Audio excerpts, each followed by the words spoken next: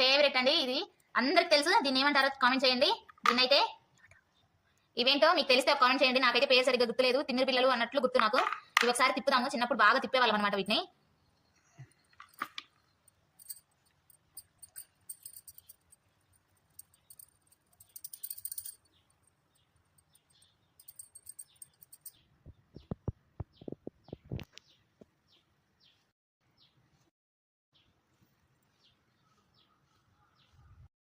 ఇవేనండి మన చిన్ననాటి 90s కిడ్స్ జ్ఞాపకాలు.